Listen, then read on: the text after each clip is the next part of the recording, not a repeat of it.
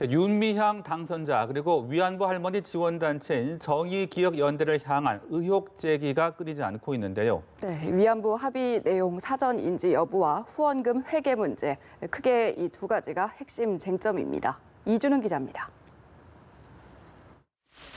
첫 번째 논란은 지난 2015년 12월 28일 일본군 위안부 문제에 대한 한일 합의 내용을 당시 정대협 상임대표인 윤 당선인이 미리 알고 있었냐는 겁니다. 소녀상 철거나 위안부를 더 이상 문제 삼지 않겠다는 취지의 문구를 사전 인지했다. 일본 정부의 출연금 10억엔을 미리 알고도 모른 척했다는 논란입니다. 이를 가짜뉴스라고 비판한 윤 당선인. 2015년 당시에도 비슷한 입장을 보인 바 있습니다.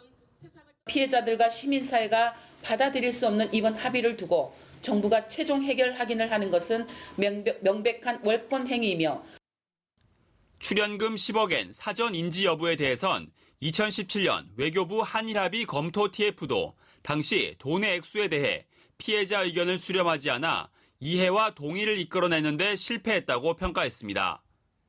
정의기억연대 후원금 회계 문제도 도마 위에 올랐습니다. 해마다 기부금 지출 총액과 세부 사용 내역에 6천만 원에서 2억 원 정도 차이가 났기 때문입니다. 이에 대해 국세청은 일부 오류가 있지만 고의성은 없다고 판단한 것으로 알려졌고 정의연도 이를 바로잡겠다는 입장입니다. 정의연에서는 개인적 자금 횡령이나 불법 유용은 절대 없습니다. 아주 약간의 실수가 있었지만 이는 국세청 제공시 명령에 따라 바로잡도록 하겠습니다. 다만 후원금을 개인적으로 사용했을 경우 문제가 될 수 있는데 한 시민단체가 정의연 전 현직 이사장을 고발한 만큼 이는 검찰 조사를 통해 밝혀질 전망입니다. 이에 대해 민주당 강창일 의원 등 16명이 친일 세력은 부당한 공세를 멈추라고 단체 성명을 발표하는 등 당내 공개 지지 목소리가 커지고 있습니다.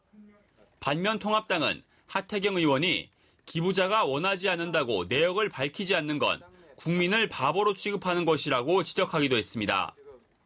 처음 문제를 제기했던 이용수 할머니는 사업 방식의 오류나 잘못은 극복해야 한다면서도 정의연과 정대협 활동에 대한 폄훼와 소모적 논쟁은 지양돼야 한다는 입장을 밝혔습니다. 연합뉴스TV 이준음입니다.